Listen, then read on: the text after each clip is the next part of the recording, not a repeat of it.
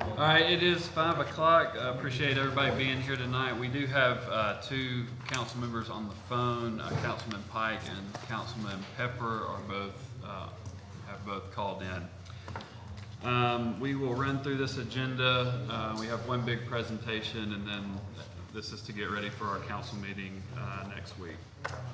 We'll start with you, Mr. DeMeester, which your presentation will cover resolutions A, B, C, D, E, and then the general fund ordinance, which is ordinance's first reading A, and I'll let you take it from here. Good evening, council. I wanted to first take a moment to recognize everybody that had a part in this budget. All the finance liaisons, department heads, Dawn, the mayor. All of you have played a pivotal part in the creation of this year's budget, and thank you for what I deem another smooth budget season. So I want to first quickly remind council of our budget philosophies. We're using a zero-based budget, which means revenues equate to expenditures. There is no additional revenue supplemented from the unassigned fund balance to support any expenditure in the general fund. The budget before you is a majority of personnel/operational costs. Besides a few capital items that we've invested in year over year, the budget contains the needs of the city to run operationally. The purpose of the setup is to ensure all capital items are presented to council individually.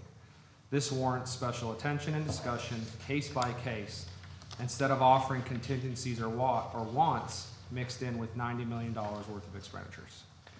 We've used this approach for several years now, and it essentially creates an unassigned fund balance, which we use throughout the year to fund emergency items such as HVAC repairs or projects that develop subsequent to the original budget adoption. All in all, the strategy has what I deem been really effective and continues to allow the city to support various endeavors throughout the year while maintaining a conservative reserve. I will highlight various items as we go through this presentation, but a common theme to this year's budget could be the year of completion. Over the past 2 years, we've been blessed with the financial opportunity to fund various capital projects, from a mega all-sport rec center, 6th Avenue improvements, a parking deck, state-of-the-art ball fields, pickleball courts, road widenings. You name it, we've started it. We funded most of these with bond debt service, American Rescue Plan allocation, unassigned fund balance, and 3M settlement. The FY24 feels like a year we hope to finish a lot of these projects. I say all that because this is the administration's third budget season, and we're the closest we've ever been to what I deem a basic budget. Basic may seem lackluster or not exciting, but to be honest, when it comes to this process, the first step should be basic. From here, we'll have the opportunity to make adjustments, but no, any additional projects in reference specifically to the P2 list will require funding to be matched from the unassigned fund balance. So from here, I'll kick off the presentation, Steph, and you can go ahead. So this is just an overview of all the funds that are required to be budgeted. You'll see one additional fund. It's a special revenue fund we had to create this year for the opioid settlement, and I'll let Don kind of dive into that when we get to that slide. So the general fund budget for FY24 is $91.1 million. I know that number is kind of a lot higher than last year. I want to note that Point Mallard's revenues and expenditures should be considered if you are going to compare year over year. Here you can kind of see the rise of our budgeted revenues over the last 5 years. The first 2 years, we have that COVID dip where we actually, if you look at budget to actuals, we severely outperformed what we budgeted. But you can see the progression of growth from a revenue standpoint of our city. Again, this is a slide we had last year, but I wanted to just highlight the purposes of why we made that change to Point Mallard. And it is effective this year from an accounting standpoint to be included in the general fund. So I say all that because we do need to get in the mindset that Point Mallard's expenditures and revenues are included in general fund operations. Okay, Sales and use tax. So sales and use tax has continued to grow over the last decade. The city continues to see a positive trend even during national economic downturns. The city is taking a conservative approach again in FY24, and we're doing that to ensure that all of our costs are supported. Sales and use tax revenue in FY24 make up 48% of our total general fund budget. Correlating with the sales and use tax, we're also taking a conservative approach when it comes to our business license revenue. This revenue is determined for the most part off of a business's gross receipts. We are making an upgrade in technology, and we continue to strengthen our enforcement efforts, which should aid in the growth of this revenue stream. Simplified seller's use tax, otherwise known as SSUT. For people who don't know what that is, it's a state program that's offered to businesses that have no nexus in the state. They're offered a flat 8% tax rate to be applied. So Amazon's a really good example of a company that qualifies. You'll see, it's kind of astonishing to see the change, but you'll see in 2019 we collected 1.1 million, and we're projecting close to $3 million this year, which is a 165% uptick since 2019. So what that really tells us is that our consumer base is slowly transitioning, which is not rocket science, to the online consumption. There's a lot of other things we could talk about, but that's worth another topic for another day, I think, unless you want to. I mean, do you want me to save my questions to the end? No, I'd rather you ask them as we go. I do think, and this is, you know this, but I think it's important for the general public, and I did mention this to school board members so they would be aware, as brick and mortar sales, as it's structured right now, as brick and mortar sales decrease and online sales increase, we will lose revenue. Correct. Potential revenue. Yes, sir. And that will impact the schools because they have 1 cent of the 4 cent sales tax. So I just think people need to be aware of that, because in 10 years, 8 to 10 years, Yeah. this shift is going to continue, and the way it's structured now, the city loses. Every time somebody buys something we get online, we get a little bit less in the current structure than we do if they buy it brick and mortar. So that was my only point. I will note that one of this topic is hot topic for the Big Ten Association when we meet. So there is discussion happening from a legislative standpoint, and I just think it's important for the public to know that there are discussions happening. I don't know if there's going to be a solution, but this isn't just a Decatur problem, it's a statewide problem that will impact lots of big cities. Well, it actually impacts negatively any city all the way down to 10,000 residents. So yes, large cities are impacted more, but a 10,000 resident city is negatively impacted with the current structure too. But sorry, go ahead. You're good. Okay, next one. Lodging tax, you'll see quite a significant increase there. The uptick in that revenue is due to the increase in tax we're now charging from 7% to 10%. That's only taken, how long has that been in place? Since July, I think was the first month. I want to mention that in this projection, we have accounted for the fact that the Decatur CVB is still getting their 64.3% of the 7%, and then the additional 3% we added is 100% the cities. And then in addition to that, we are excited to have a downtown hotel that I think, from last I heard, is first quarter of FY24 for us to be open, and that revenue is 100% the cities as well, and it's to offset some of the debt we took on to build the parking deck. But we were still seeing substantial growth before Correct. in the lodgings tax. We're seeing 300,000 plus year over year before Correct. the 3% increase. Okay.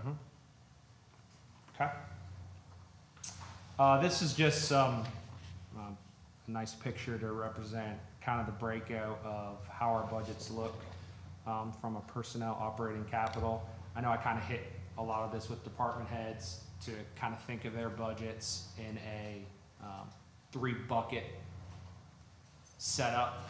The personnel is kind of stagnant to head count and what HR kind of tells, where capital is subject to be approval from council, and then really the operating piece is what we're presenting today. I would like to see those actual numbers. Okay, I assume you have them since you have the percentages. we do. Okay. Yeah, so to go to the next slide, I'm kind of reading Mr. Ladner's thought process here. That number, he's looking at the labor number, it's 7%, which people will say, yeah, that's lower from last year, but we have to take into consideration that we're now, the full pie is 91 million versus last year being significantly lower, so. Because of two things. One is the lodging tax increase, I would think, has an impact. And then we're making substantially more of a return on our cash balance Correct. because interest rates are higher, so, Mhm. yeah. That's accurate. This next slide is kind of a breakout of our departments as it relates to the full general fund picture. Excluding the capital expenditure budget, 36% of the general fund budget is allocated to public safety, 21% in the police department, and 15% in our fire department. And Parks and Rec make up 11% of the general fund budget. So you have a pretty good portion of that pie in those 3 departments. Okay. I like to show this. It really correlates a lot with the uptick in our sales tax. As you know, the schools get a quarter of all of our sales tax we collect. So a lot of this just correlates directly with the rise of the general fund as well. That's about 27.5 million. Yes, sir. And then from here, I'm gonna let Ms. Dawn kind of talk about our other budgets and then the landfill. Good evening, Council Mayor. Dawn Runicker with the Finance Department. I would also like to echo what Kyle said about thanking our finance team, our directors and assistants, the mayor, for all the countless hours spent on developing the city's budget. I'm going to speak to you a little bit about the other budgeted funds, our other governmental funds requiring council approval. To mention a few here, you've noticed that the largest one being the Alabama Capital Improvements Trust Fund, that is formerly called Heritage Trust. We budgeted $1.76 million. That includes money budgeted for HVAC air handlers number 4 and 5 at City Hall, rooftop unit over the police department, a $1 million infrastructure reserve, and some network infrastructure improvements. We do get about a little over $500,000 in revenue on that annually, so that is using some carry forward fund balance. Our corrections funds and docket funds, these are revenues from the court system. They are up under the excellent direction of Chief Pinion and Judge Golston through our increased enforcement efforts and court efficiencies. Corrections is budgeting $482,000, split among police department and municipal court. Municipal court is budgeted for court personnel expense, some technology needs, building lease, and other operating expense, while police is budgeted for City Hall security, one Morgan County jail payment, and some operating supplies.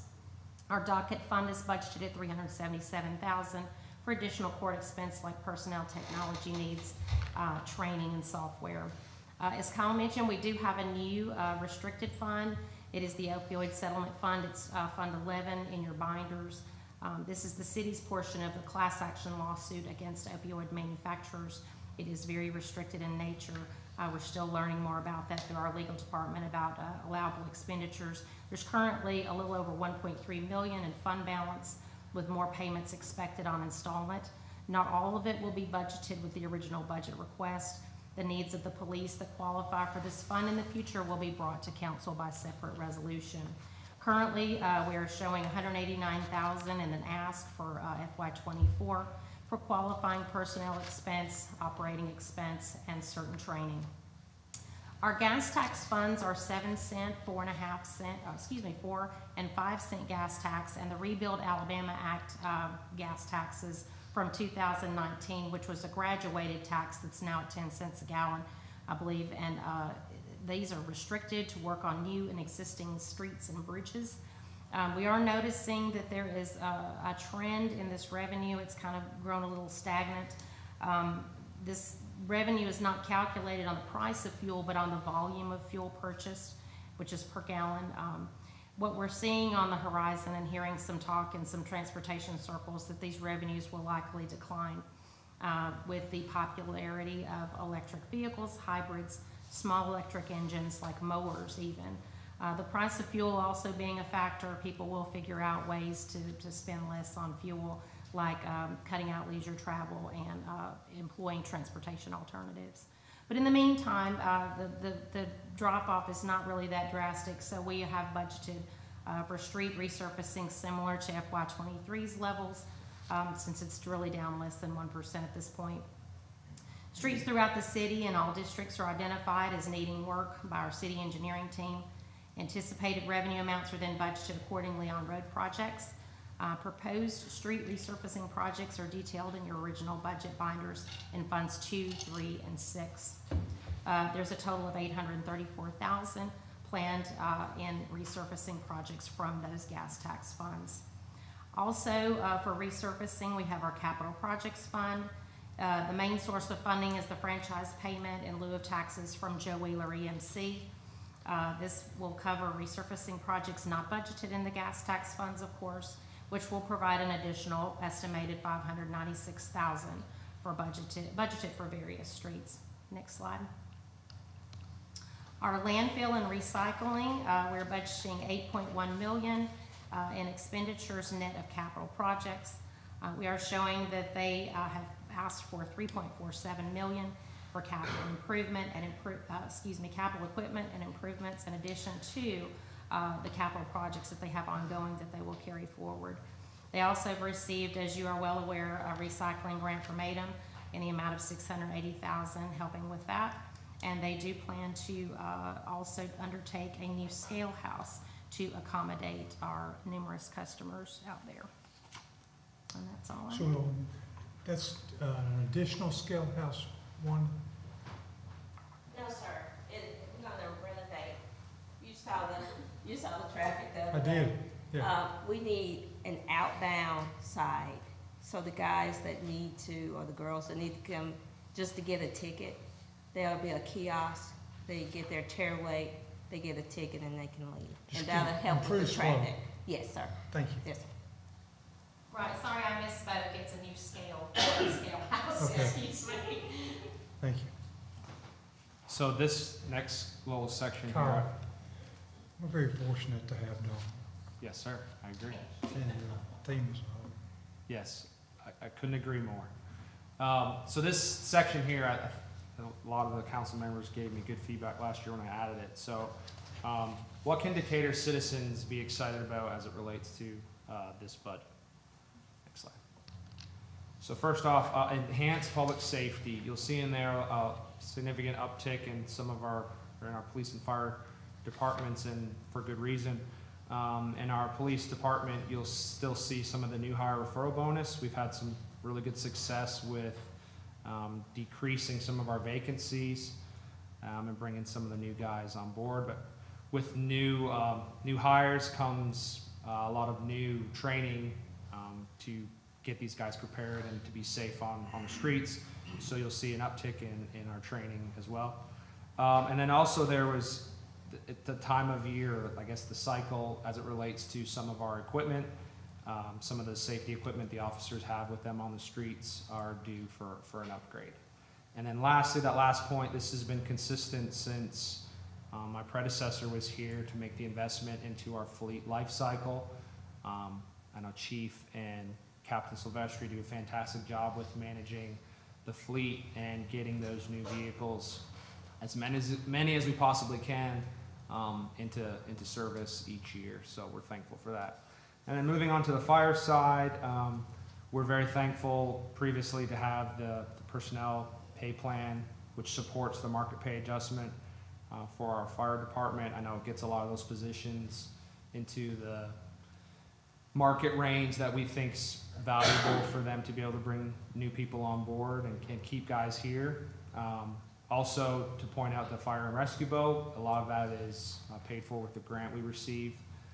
But next year we should hopefully see that boat come in and put into play. And lastly, I just wanted to point this out because I think this is good to know.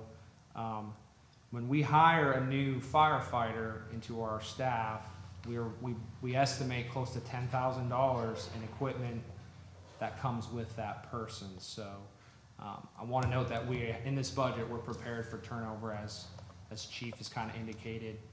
We do have some eligible guys ready for retirement. So enhanced public safety.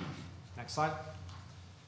City service improvements. So we did have a COLA established to all of the non-fire employees. And so what that does is it allows our city to be competitive in the job market, attract talent, retain valuable and experienced employees, which all in all improve the service that we provide to our citizens. COLA was also with fire too. Just Correct, to clarify, yes. yeah. Yeah. Sorry, I got what you're saying, I just want to clarify. COLA was with fire as well. Yeah. And then this next piece is important because this is year 2, and I think you all have seen the benefits of the life cycling program we've done with Daniel and his loader and garbage trucks. I think a lot of the strategy that he's implemented has decreased. I don't have the stats, and he'd be able to tell you on the turnaround time it's taken to. It's way less, it's much better. Yeah. Almost cut it in half. So I think the equipment has a big portion of it, but I also think a lot of the strategy he's taking aids to that as well. So we want to continue to support that. And then again, with your support, we're hoping for the $500,000 new fleet vehicles. We've kind of spread the love around all the departments, but we're still extremely far behind when it comes to our fleet and the vehicles we have out there for our other departments. Does City- that, what you've budgeted, is that keeping in the trajectory of where you wanted to be on the fleet replacement plan? Yes, so eventually what will happen is it should come close to washing itself out when we're starting to sell vehicles that aren't That are newer? 30 years old. Yeah. So what it essentially almost it would go away at some point where you're just turning over newer vehicles, which then turn in. It kind of, like, I guess I'm not explaining this right, but a new vehicle would be sold for $30,000, and then you're putting that back into buying a new vehicle, and so you have a new fleet, which reduces maintenance. Your personnel is happy with driving newer vehicles, and it's just a better representation to the city having that out there as opposed to what we do now. Right. Okay? City enhancements, I think I talked about us starting a lot of projects, and hopefully some of these get finished.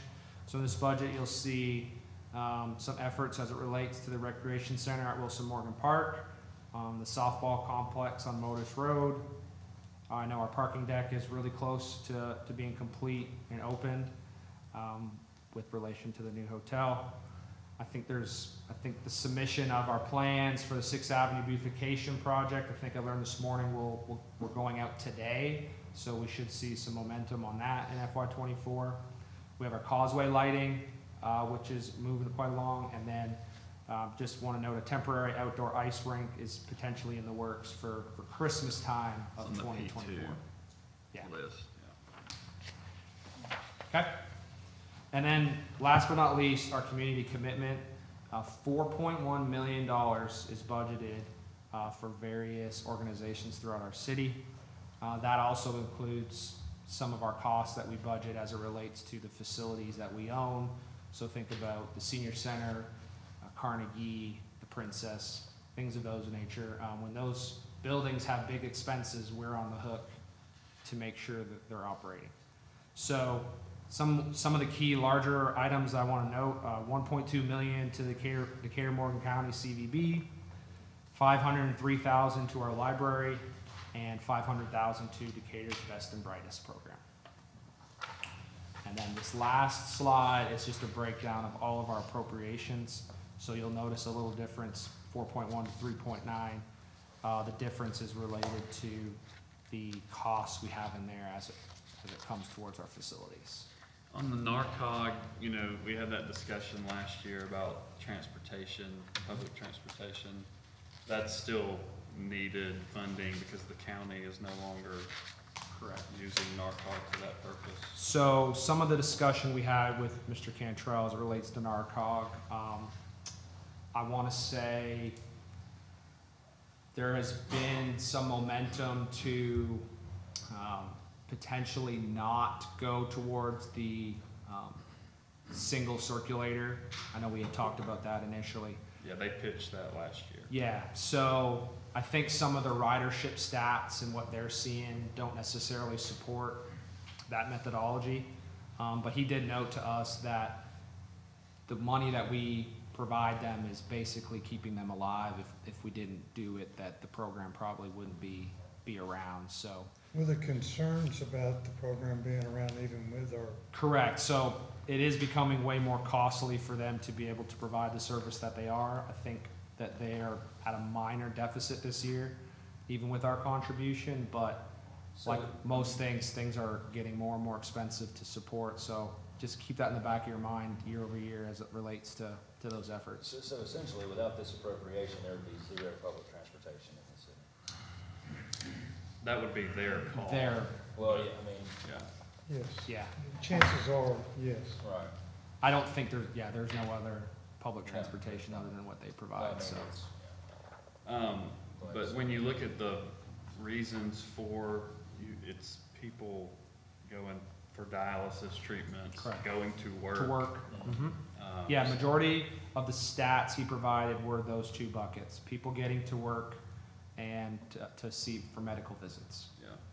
Curious as to whether or not some of the dialysis centers could actually provide their own transportation. Would be a discussion for them, I would think, yeah. So that ends my presentation. Obviously, I'm open to any discussion you all have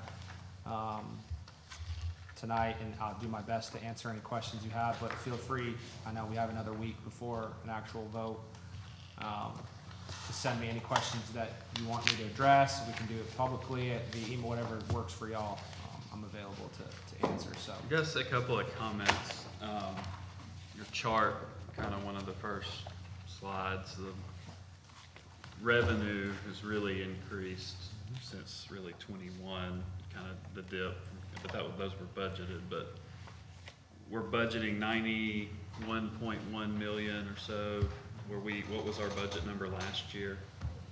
Which I understand it didn't include Point Mallard, but what was the number? I think the number you should look at if you're comparing to last year should be closer to 85 Okay, because of Point Mallard. okay.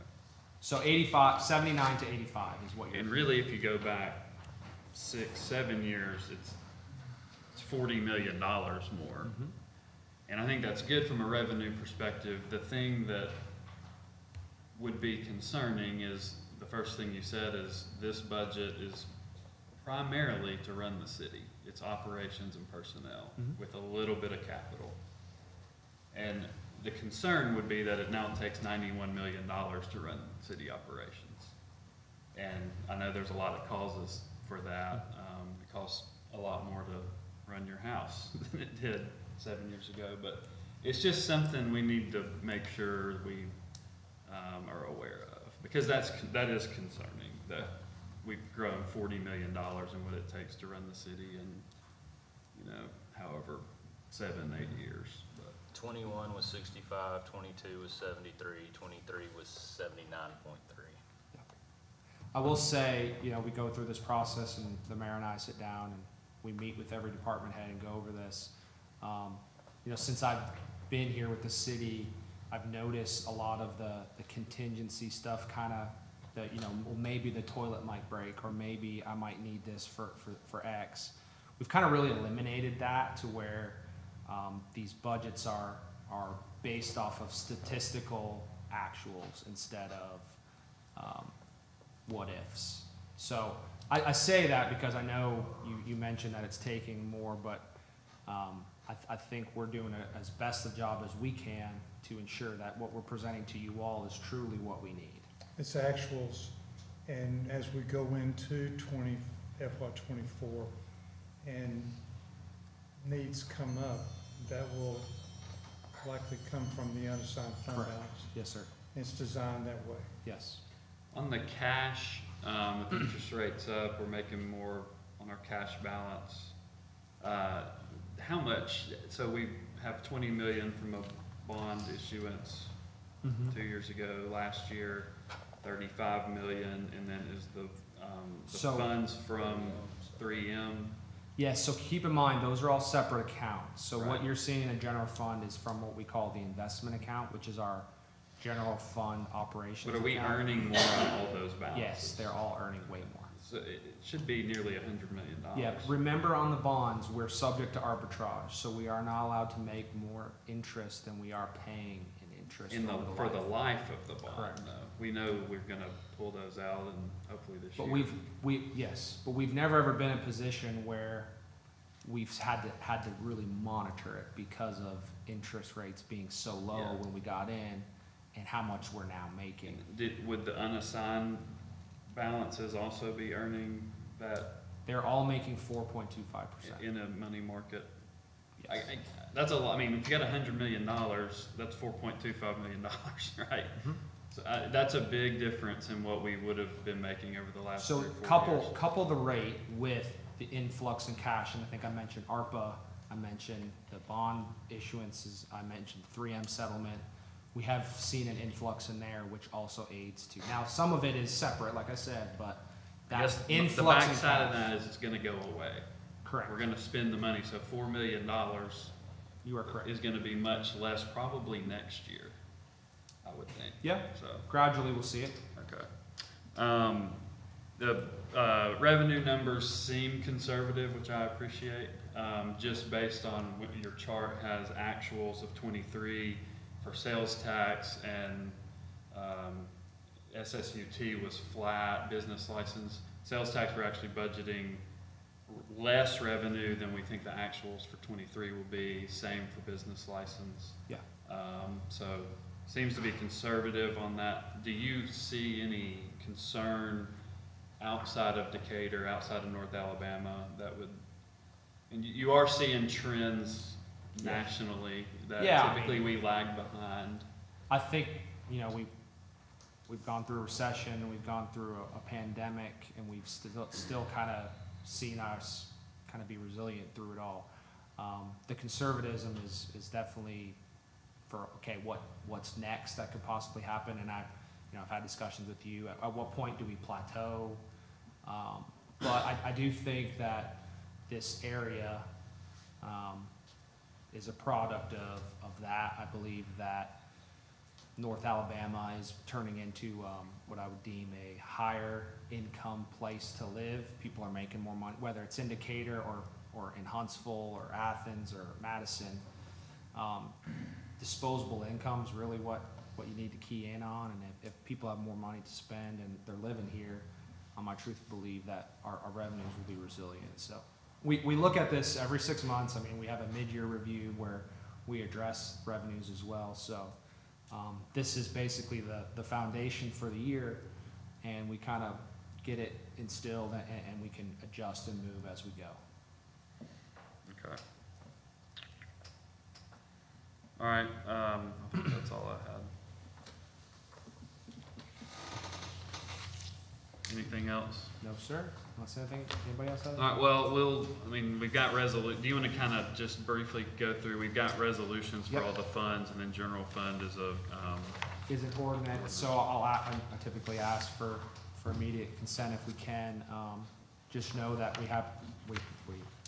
hope to have these budgets in place for October 1. So we're looking at the 18th for the vote. So I just ask, keep that in mind, being that you've had almost 3 weeks to kind of look at. So again, if you have any questions as it relates to it, feel free to reach out to anybody here in the finance team, and we'll do our best to get back to you. all right. All right, thanks, Kyle. Yep. I did want to skip to, I know Ken's here, and we'll get you out of here. G under resolutions, which is Resolution 23-274, authorize mayor to accept Horton House gift bill of sale. And Herman, do you want to kind of tell us what we're doing there? Quickly, we mentioned it a little bit before. The actual recipient is proposed to be CIOTA, but they're not a 501c entity, and they're still trying to apply for it. There is a time crunch presently to get the transaction completed so the house can be moved here. And it's been scheduled for the first week in October.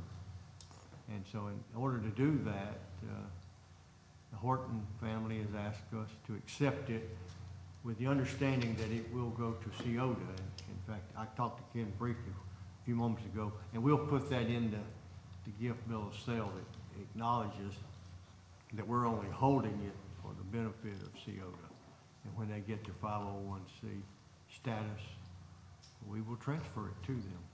What happens if they don't get their 501c3 status? We'll have to find someone that is a 501c that's willing to accept it. You know, that's what happens. Yeah, Kit, if you can come to the podium.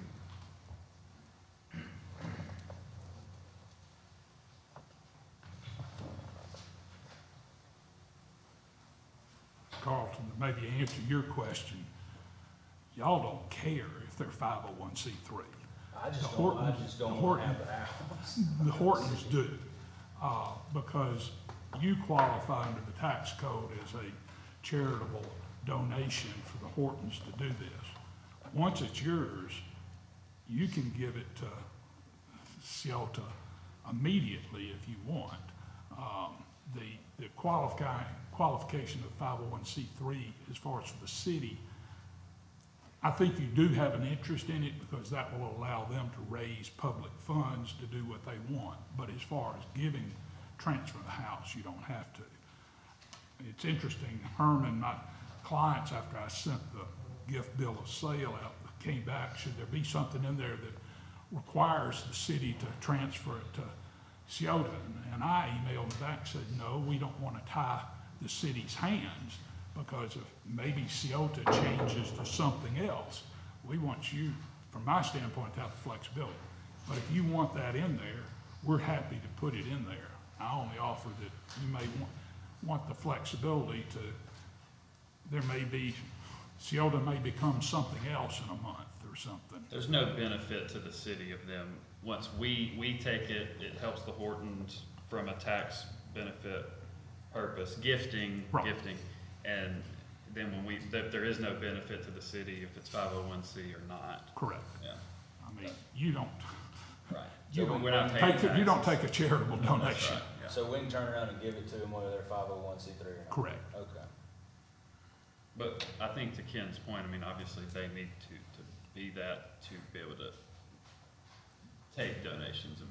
Oh, yeah, I mean, 100%. But my concern is, we were asked to do the donation to get it moving, and we did. And my concern is that they've got this organization started, and they're working on getting their 501c3, getting everything organized, and we wind up with the house, and we're gonna wind up with the maintenance and perpetuity of it. I think that's what Ken. That's what he said. Yeah. No, I don't have to. We'll just immediately transfer it to CIOTA. Perfect. All right, any questions for Ken or Herman? You want the language in there? If I'm fine. It gives you more flexibility. Yeah, I'm fine with it. All right, thank you, sir. Thank you. All right, we'll move back to the beginning of the agenda. Any questions on monthly bills? Approve August 2023 monthly bills. And then any questions on the minutes? All right, we'll skip down to F, Resolution 23-273, approve River Clay Arts Festival to be held October 20th through 22nd, 2023. Herman, that's gonna be you. I guess it'll be me looking around. This is their annual event that they have here at City Hall, and they use the facilities outside and some limited use on this first floor here. It's a very fine event, and this just allows them to use it during days that's been listed. In addition, they're gonna have an event over at the Fine Arts area. But this allows them to use our property, and you'll see the fruits of that when they start putting up the different petitions and all that. So that's what this does. All right, any questions? All right, we already discussed G8, Resolution 23-275, approved department space realignment. Mayor? Yes, handed out two different sheets prior to the meeting or the work session. One shows our expenses over a 5-year period for the annex.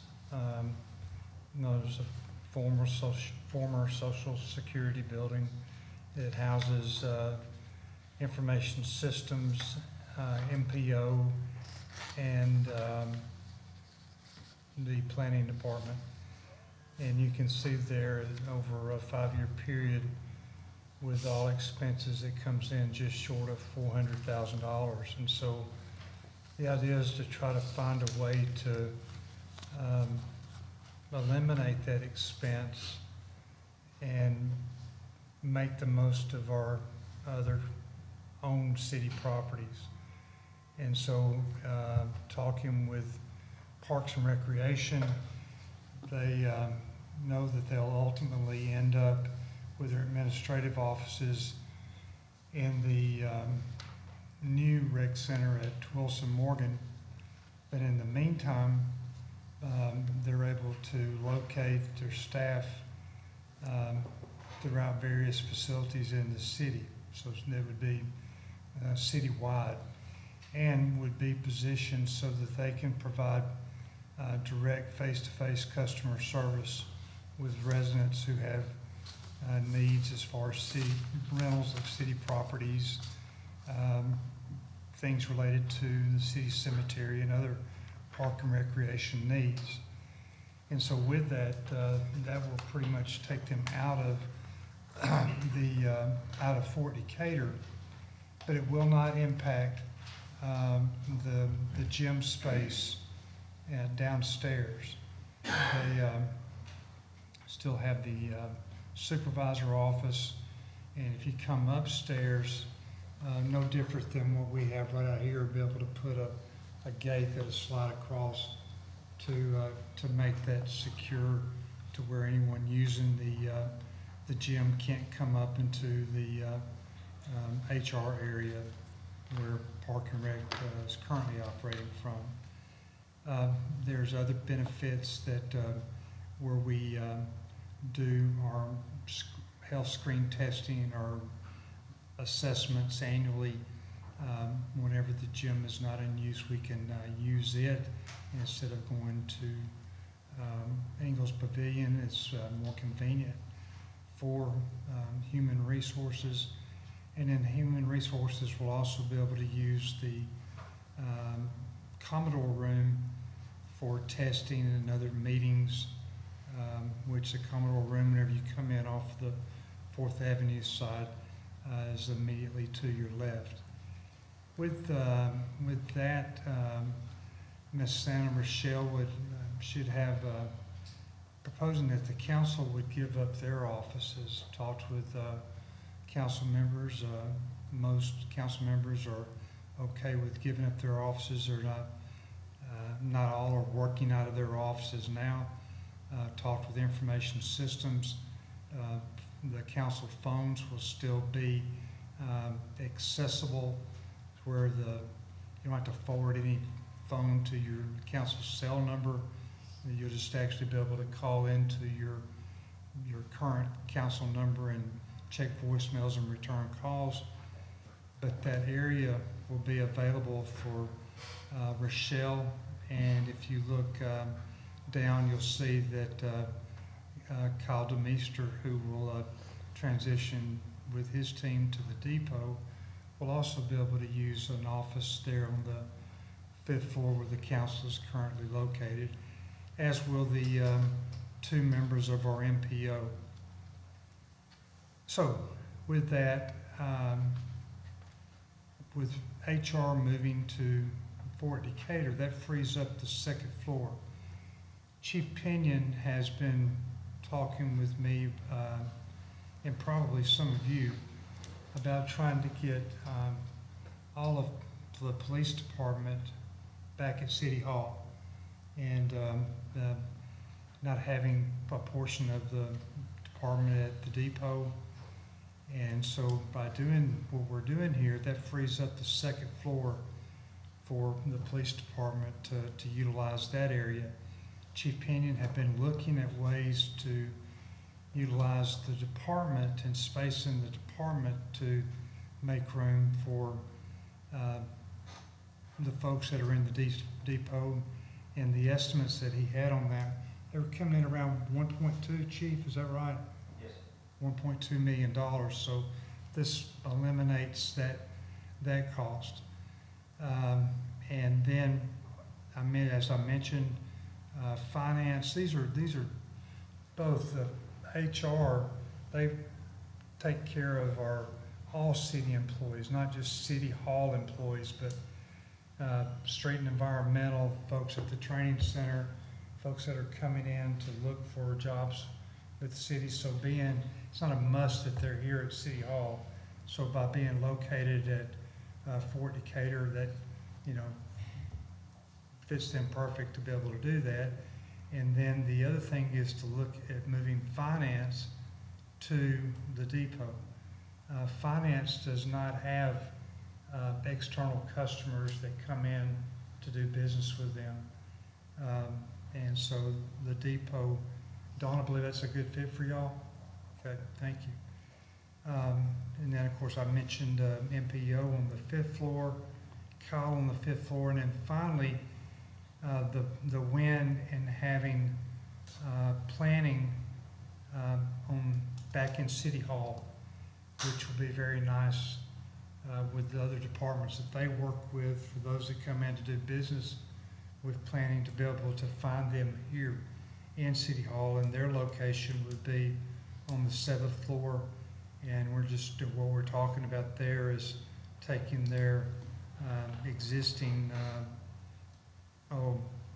cubicles and relocating them over here and to the 7th floor, additional weather stripping on some of the doors, windows there, and then adding an office space for Chris Stone, who is the manager for the planning department. Finally, purchasing department will join finance at the depot. So I guess there was multiple things, as you mentioned, Chief Pinion and his group, but one of the main purposes, from what I understand, is to, what looks like would save about $80,000 a year. Yes, sir. From getting out of the annex. Yes, sir. And any unknown maintenance costs that might come into play. But also there's having planning here at City Hall is significant. There was a day, we did a lot of work on the 7th floor. This meeting today would have been on the 7th floor, but COVID changed that, streaming, things of that nature, so now everything takes place here. Yeah. All right, any questions? I have a few. I guess over time, sort of like a better way of saying it, I've become wary of last minute proposals that come from this mayor. And so naturally I'm wary of where we are with this. To me, this seems like in the point of, or the time frame of this term, this almost appears to be a last minute proposal. If a new administration had come in and said that this is what we need to do, then, and especially as an incumbent, I would have understood that. I guess my first question is, do you want to answer that before? Okay. I guess my first question is, do we have a tenant that's already prepared to sublease the place that we're coming out of? No, sir. Okay, so we could possibly continue to pay the fee that we're paying on it now, since we don't have a prospective tenant. So we could do all this moving and still have that on hand where we're still paying for that. correct? Yes. Have we looked at? Still nothing lost in that. We still have the gain of being able to provide better services to our residents. Okay, we'll get to that point. Have we looked at all options? Have we looked at the old jail? I know that from time to time, we've looked at different options for the old jail. And I don't know that, of course, I've not heard of any situation where we've had an architect come in or a developer, or not a developer, but a construction person come in and look at our old jail and say, this will work or this won't work. But I've not heard of us looking at all options on the table. And the old jail is sitting there, doing nothing but storage, as far as I'm aware of, and Yes, sir, we've looked at the jail. for Which is, this, what was the cost of it? For bringing PD in, What was the cost? the cost was it wasn't gonna be feasible to utilize that space. Trying to get all that steel out of the jail and the way that the jail is currently used as far as storage that you mentioned. Yeah. Now, there is a portion of the jail that is being used for some office space, but it just didn't appear that it was gonna be feasible to use that space. Okay, so we have a cost associated with that, so that We can- don't, no. So we have not. So we We have truly not. have not. We haven't come before this council and asked for anyone to go in and do it, because the advice that we received whenever we started looking at that was not very favorable. Advice from, Advice from contractors. okay. I would think that at least we'd have someone to come in and give us a figure as to what it's gonna cost before we start making these sort of moves. And we are looking at getting out of the planning annex.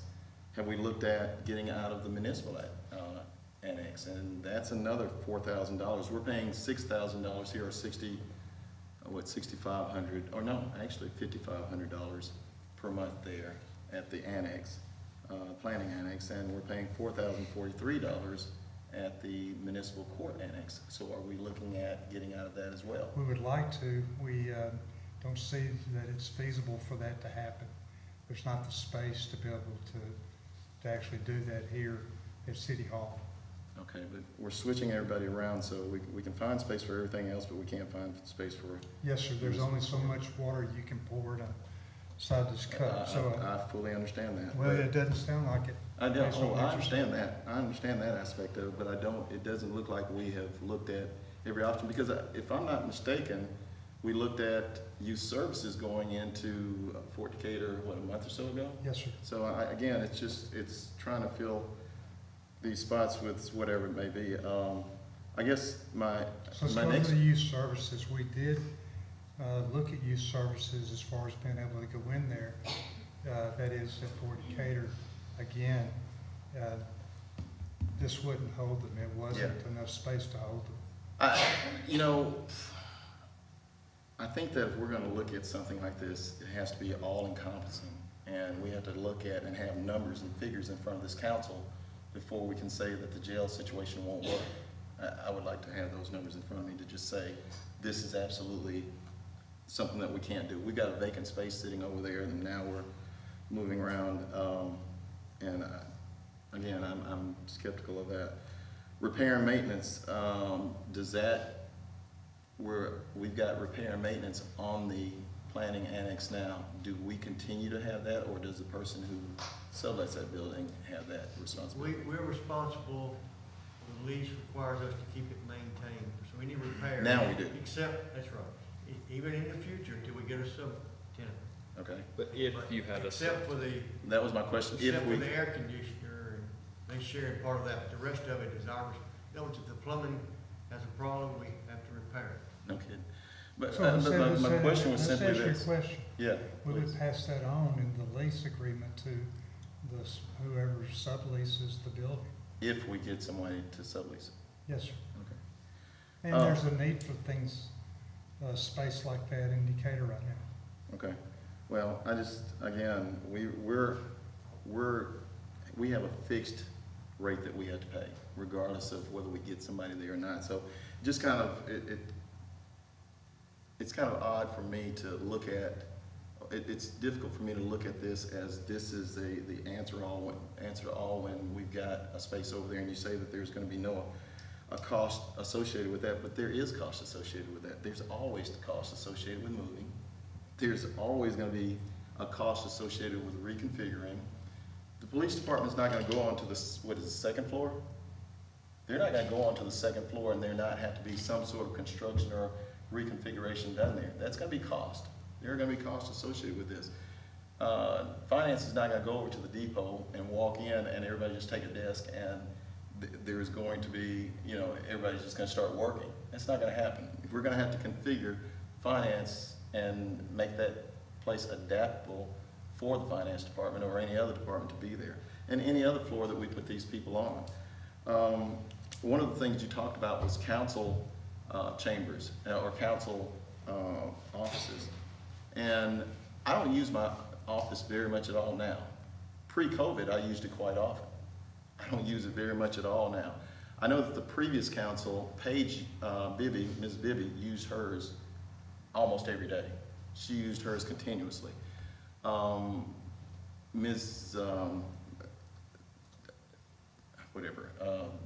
her name? Hill, thank you. Ms. Hill used hers, probably not as much as Ms. Bibby, but she used hers quite often. I know Mr. Kirby used his quite a bit, and last term I used mine quite a bit. COVID came, and like you said earlier, when we were in this place, I don't use it as much now, just for the sake of not being in City Hall or any other public building or setup like that, as little as I possibly can. So I guess my concern is this council may never use their offices. They may never use their offices, but future councils might. And there might be a need for that. And I know when we talked on the phone, you talked about, well, we've got conference rooms. Our council offices allow us the ability to meet with a constituent or a director or anybody else one-on-one. And of course you can do that in a conference room, but the privacy that you really want is not necessarily there. I think that it's important for the council chambers, I keep saying chambers, but the council offices to remain intact. It's important. It's a part of our governing process. It's a part of our process to be able to meet with individuals or 2 or 3 people on a basis where they feel like they can have privacy and we can too. But to have to schedule a conference room or something like that, to me, and of course I've been here much longer than anybody else, but that is just part of our process, and I think that it's important that stay intact. I want to ask any council member, does any council member have a cost associated with this? Yeah, we don't have other than what you've got. Yeah, other than what we've got here. So we don't know what the end result of this. So when we're voting on this, we're going to be voting on something that could be, we don't know how deep this hole can go. And if nobody goes over there and we've spent to make all of this come about, and it becomes more costly than we anticipated it being, then we've approved something without even having an end balance on this. And we all know, again, I said that there are going to be costs associated with moving, and we're going to see those costs, we're going to experience those costs, and we're going to have to absorb those costs if we move forward with this process without knowing what that cost is going to be. I just, there's no way, and I typically don't do this at the work session, but I'll tell you now that there's no way that I support this. So that's where we're at. I'm curious, you mentioned at the beginning when you were speaking, you said if it was at the beginning of a term, have you seen, obviously you've seen movement of departments. I mean, you were here when we started leasing the annex. Mm-hmm. And I voted against it, by the way. Well, okay. I'm just curious on thoughts around, like, you've seen us move departments around. Is it worked ever, or how should that go? I think it's worked. At one point, we as a council were on the 6th floor. Herman remembers that. We were on the 6th floor and we moved to the 5th floor. Then I guess the 6th floor sort of became a Taj Mahal type, but we were actually on the 6th floor, moved to the 5th floor. Other departments have moved around. Community development went to, I think they were originally on 3rd floor and they moved up to 5th floor. It has worked. Typically those departments that we dealt with were in this building and they were moving to a different floor or something of that nature. And maybe I'm forgetting one, but the fact very simply is we don't have any costs associated here. And again, as an incumbent mayor coming in, if this was on the board, I would understand that. Probably I still wouldn't have agreed with it, not this, but I would understand a new administration coming in saying we need to make these changes, or a mayor presenting that and saying we need to make these changes. Had it not been for the legislature changing us to a 5th year, we'd be at the end of our term now, absolutely. But we've got a 5th year, and you know, that's, some people like that, some people might not. But the thing is that we would be absolutely at the end of this term. There's been no real mention of this prior to what I heard a month or so ago. I met with the mayor because there were rumors flying that by the seniors at Turner Searles that they were going to take slots at Turner Searles, and they were frantic and afraid that that was going to happen. And I think that was quelled. But the fact is that prior to a month ago, I heard nothing of this. Doesn't mean it wasn't working and moving about. But I think that this is something that a new administration comes in, and this is part of my plan to make this city better. This is part of my plan to make this more efficient. And I think now it's almost a knee-jerk reaction, and I just don't, I can't agree with that. Hope I answered your question. You did, but all those changes would have been mayor-driven. I mean, as efficiencies and those type of things are the mayor's responsibility. Yeah, but again, they came before the council, and the council, Well, yeah. I mean, but the thing is that, and I won't necessarily say that all of them were mayor-driven, to be quite frank with you. Shouldn't they be though? They probably should be, but the fact is that when department heads start needing more room or don't need as much room, then you kind of evaluate that. Yeah, that should absolutely be a part of mayor's responsibility, but again, I think that that's something that is done when at the beginning of a term, at the beginning of a process, but not necessarily midstream. Okay. All right, any other discussion or questions, comments? Okay. All right, down to I, resolution 23-276, approve expense for replacement of HVAC unit at Fire Department Training Center. Chief?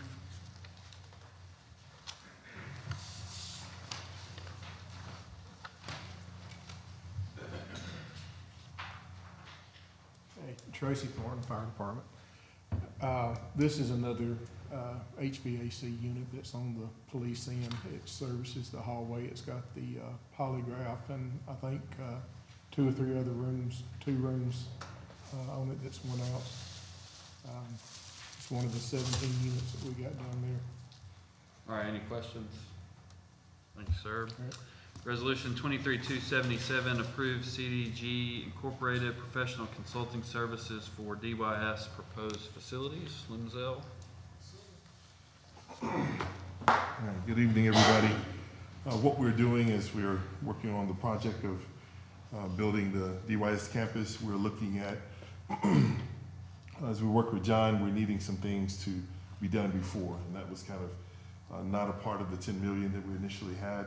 So we're looking at I did get with the civil engineer. We had a meeting with the civil engineer, and they're recommending about $84,062 is what they're looking at, which covers 5 different areas. I think if y'all have that email, should be in there. The environment assessment, the topographical survey, and the minor subdivision, the site, civil site design, the MPDES permit, construction administration. So those are some things there. He also saying there's an hourly fee for continuous over the 10 months inspections and things like that. So those were not things that we initially put in or were thinking that were assuming the 10 million. And that's, I did talk after y'all sent the email, I did talk to John, and he just said these are your basic kind of preliminary engineering design that he's gotta have done before he can actually start designing the building, so. I did comb through the contract with John, and that was, I think on the 2nd page, that were 3 items that he said were not covered under that. And so that's what this was inclusive of. What are the other 2? Sorry? What are the other 2 items that are not covered under the? I believe the topographical was in there already. The civil engineer, I'm not quite sure on that one. The environmental, probably. Environmental. Yeah. All right, any questions? All right, thanks, Lindsell. All right, and then we covered general fund, although that is an ordinance first reading, to have a vote next week would require a unanimous, immediate consideration vote as well. Ordinances, ordinance 234567, approve revised urban forestry ordinance tree board. Yeah, there would be what this proposes is a 5-member board that would be appointed by the city council. In addition, it fortifies or consolidates to make it clear that if a tree is on city property, then this board would eventually, and of course, if they appeal from the board, then it would come to the city council to determine whether the tree stays or goes. But that's most unlikely, you know, because it goes to the forestry committee, then it goes to the board, and then it would come to city council. So it's most likely, because your arborist is part of the review, then the council would rely on them just as the board would. But I didn't want you to think that that's not part of this. But it's a 5-member board, and the council determines. So the council would be the ultimate decider on if we're gonna let the person remove the tree or not. That is correct, but you would think that it would get resolved. Yeah. Well, it won't get resolved if they still want the tree down, and nobody's allowed them to do that, okay? But no, I didn't want you, but that's part of y'all's. Yeah, that's Part important. of your function. Yeah. You needed to know that. Yeah. All right, any questions? Ordinance 234568, approval of conveyance of parcel 6-3 to Alabama Community College System for construction of dance studio and training center. Yeah, that's what we've talked about several times. That's the parking lot presently next to the brick, and they would put in a dance and music complex with some meeting areas. Calhoun, Athens State, and Decatur City Schools would all use that structure. I think it's what, 24,000 square foot. Yeah. All right, any questions? Last, boards and committees, mayoral appointment of Kenneth Kirkland to the Ambulance Regulatory Board, term expiring August 19th, 2027. Be first term. And that is a mayoral appointment, so no vote on that. Anything to, all right, our work session, we'll have a pre-meeting work session at 9:30 on Monday, the 18th, and then our council meeting will be at 10 a.m. On Monday, the 18th. Anything from directors? Well, just so you'll know, we anticipate the Connecting Community grant discussion. They're supposed to bring to y'all a presentation of a proposal on the 18th, and then if it goes as scheduled, then they would ask that you have a special meeting on the 25th. The deadline to get this grant in is about 2 days after that. Alan, will you have an opportunity to look over that? Yes, sir, I'm meeting regularly with them. And we're not gonna vote on that next week. There will be a full week in between their presentation and the potential vote. Yes, right. In order for y'all to review it, Yeah. it gives you a week to do that. All right, anything else? I've got one thing that I left out when I was speaking about the realignment. When we put the police department in the old train depot, the original intent was not for one of your part departments or one of your the traffic or any division to go into that. The original intent came out of Mobile, and the original intent was for administrative officers, the chief, some captains and things of that nature to go in that building, which would have left a lot of vacant space. I realize that, but the intent was because the neighborhood that is immediately adjacent to that is immediately west of there, had a stigma, a false stigma of crime, of something that wasn't happening there, that it would, the police department being nearby to that community would actually assist that community in, well, not necessarily the community, but people who might want to invest in that community to feel safer in that community, the downtown area. But again, it was a false premise that it was, that violence was there. But that was the intent of that. It has made that community feel safer, just with, and the intent was to have 1 or 2 police cars there, just to make it feel safer and be a safer environment. But that was the intent. And again, I think that, not that it was needed, but I think that it's done a good job of creating comfort in that community. So again, I think that we need to consider that when we do this as well. All right, anything else from council? Yes, sir. All right, we're adjourned. Thanks.